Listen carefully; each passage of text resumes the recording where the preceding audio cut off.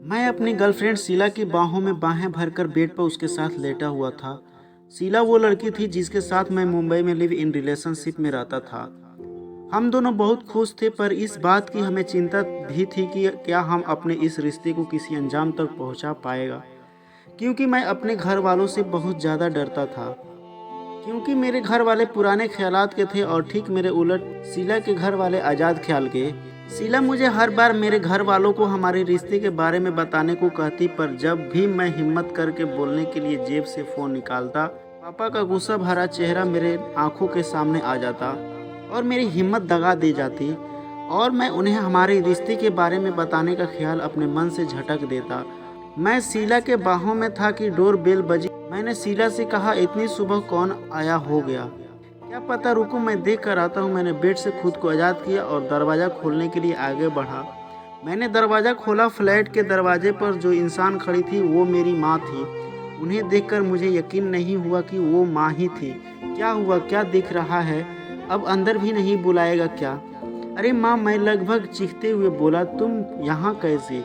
मैं चीख इसलिए रहा था ताकि अंदर मौजूद शीला संभल जाए। क्यों भाई, अपने बेटे से मिलने का मन किया, बस चली आई। इससे पहले मैं कुछ और कह पाता, माँ मुझे देखती हुई फ्लैट के भीतर दाखिल हुई। मैं बेडरूम की ओर लपका। मैंने देखा शिल्पा बेडरूम में नहीं थी, शायद वो टॉयलेट में थी। मैं वापस ड्राइंग रूम में पहुंचा, देखा माँ सोफे अदलटी सी बैठी हुई थी। मुझे वहां मौजूद देखकर बोली, तब बेटा तुमने तो काफ़ी कुछ ले लिया है और हमें देखो हम लोग। ऐसी सुख सुविधा क्या होती है? क्या जाने, ज़िंदगी बिताने के लिए 2 वक्त की रोटी और बदन पे कपड़ा मिल जाए, बस इतना ही बहुत है।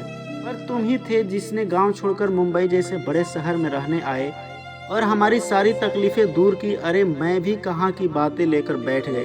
अरे सिर्फ मैं ही बोलती रहूँगी, तू कुछ नहीं बोलेगा। तभी शीला वहाँ ड्राइंग रूम में आई। अरे बेटा, ये लड़की कौन है? माँ, ये काम वाली है। मैंने चोरी से शीला की ओर देखा। वो मुझे खा जाने वाली आंखों से देख रही थी। पर बेटा, ये तो काम वाली है। आई कम हीरोइन ज़्यादा लग रही है।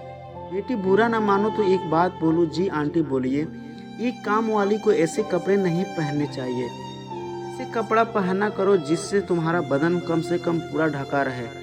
जी आंटी, आइंदा ध्यान रखूंगी। हम माँ उठी और बेडरूम के तरफ बढ़ी। माँ के जाते ही शीला मुझ पर बरस पड़ी, मैं तुम्हारी काम वाली हूँ? शीला, समझने की कोशिश करो। माँ को देखकर मैं घबरा गया था और घबराहट में मैं क्या बोल गया पता ही नहीं चला।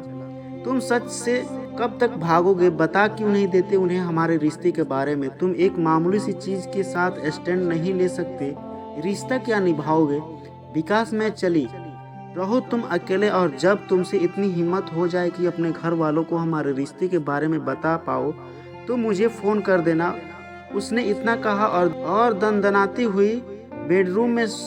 माँ शायद बाथरूम में नहा रही थी। अच्छा होता अगर पूजा माँ के निकलने से पहले ही यहाँ से चली जाती। पूजा एक बड़े सूटकेस के साथ ड्राइंग रूम में आई और दरवाज़ा खोलकर बाहर चली गई। कितना कितना खुदगर्ज था। अपने प्यार की खातिर अपनी माँ से भी सच कहने को भी ताब नहीं ला पा रहा था। मुझे डर था कि माँ हमारे रिश्ते को सिरे से नकार देगी और मैं शीला को खो दूंगा। पर अब ये हाल था कि माँ को सच बताने में ही मेरी गति थी। कितनी बड़ी विडंबना थी। ज़्यादा मॉडर्न बनने के चक्कर में फंस गया था। अगर मैं शीला के साथ इस फ्लैट में रंगे हाथों नहीं पकड़ा जाता तब बात कुछ और होती, पर अब मैं पकड़ा जा चुका हूँ और बचने के चक्कर में एक बड़ा झूठ भी बोल दिया था। पता नहीं क्या होगा। एक शीला का मुस्कुराता हुआ चेहरा मेरे आंखों के सामने घूम गया। बेटा, माँ की आवाज़ से मेरे विचारों को ब्रेक लगी। मैंने माँ की तरफ देखा और बोला, माँ आपको एक बात बतानी थी। अभी जो लड़की यहाँ मौजूद थी उस लड़की से मैं प्यार करता हूँ और शादी भी करना चाहता हूँ। ये बेटा, तू होश में तो है? तू जानता है तू क्या बोल रहा है? बोलते बोलते माँ की सांस ऊपर चढ़ने लगी। माँ दम्मा की पेशेंट थी। मैं माँ का इनहेलर ढूंढने लगा। माँ अपने हैंड बैग की ओर इशारा कर रही थी। मैं तुरंत हैंडबैग की तरफ लपका। मैंने हैंडबैग से इनहेलर निकाल के माँ को थमाया। देखा माँ, इसीलिए मैं तुम्हें नहीं बता रहा था।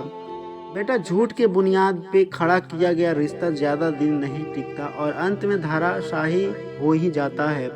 पर माँ, मैं सच में शीला से बहुत प्यार करता हूँ। वो तो तू करता ही है, वरना तू सच नहीं बोलता। तू तो उससे प्यार करता है। मुझे इसका तो यकीन है, पर वो मेरी बहू बनने के लायक है या नहीं, ये तय होना अभी बाकी। उससे प्यार करता है, सिर्फ इतना काफ़ी नहीं, वो तेरे लिए क्या कर सकती है ये भी जानना ज़रूरी है। इसलिए जब तक मैं यहाँ हूँ उसे मेरे साथ यहाँ रहना होगा, ठीक है माँ? जैसा तुम ठीक समझो। मैंने शीला को फ़ोन लगाया। शीला ने तुरंत फ़ोन उठा लिया और बोली, क्या हुआ? माँ से बात की? हाँ शीला, कर ली। देखा, मुझे पता था तुम मेरे बिना नहीं रह सकते, इसलिए मैंने यह कदम उठाया। और देखो, ठीक है, मैं वापस आती हूँ। अभी तो मैं आधे रास्ते में ही हूँ कि तुम्हारा फ़ोन आ गया। मैं शीला को ये बता सका कि माँ उसे अपनी बहू बनने से पहले परखना चाहती थी। लगभग शीला आधे घंटे बाद वापस लौटी।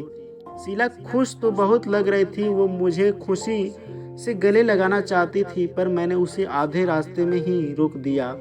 और शीला घर में अब और कोई भी रहता है, ये सुनकर उसने अपनी भावनाओं को अपने वश में किया। तब काम वाली बाई आ गई। माँ बोली, सुनकर शीला का चेहरा देखने लायक था। अरे बेटी, मजाक कर रही हूँ, अब मैं तुमसे मजाक नहीं कर सकती। बस शीला ने इतना सुना ही था कि उसके चेहरे पर एक मुस्कान आई और गायब हो गई। बेटी जरा मेरे पैरों में तेल लगा देना, मेरे पैरों से सफ़र के कारण बहुत तेज़ दर्द हो रहा है। क्यों नहीं माँ जी, बुजुर्गों की सेवा करना तो हमारा फ़र्ज है।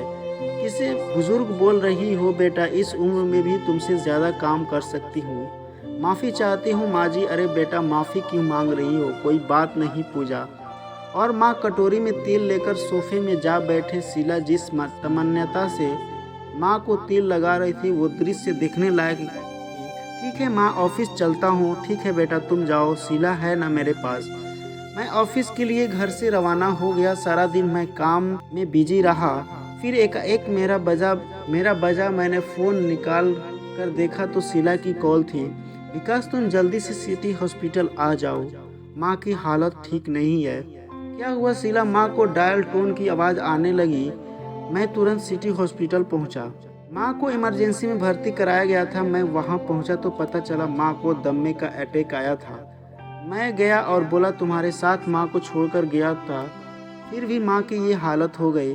मुझे ज़रा सा भी इस बात का अंदाज़ा नहीं था कि आंटी जी दमे की पेशेंट है। वो मेरे साथ नीचे चलने की जिद करने लगी थी तो माँ को लिफ्ट से नीचे ले जाती। लिफ्ट खराब थी शीला, तुम्हें माँ का ख्याल रखना चाहिए था।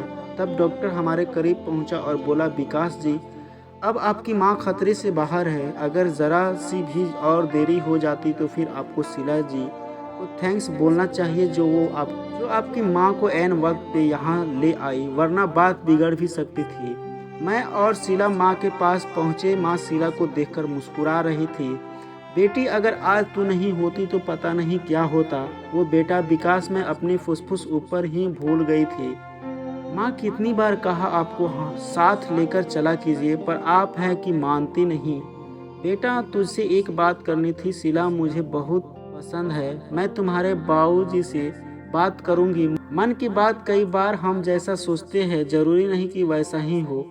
हम कई बार ऐसे चीज़ों से डरते हैं जो असल में नहीं होने वाली। हमें हमेशा आज में जीने की कोशिश करनी चाहिए। दोस्तों, ये वीडियो आपको अच्छा लगा होगा तो मैं उम्मीद करता हूँ आप एक लाइक और छोटा सा सब्सक्राइब ज़रूर करेंगे।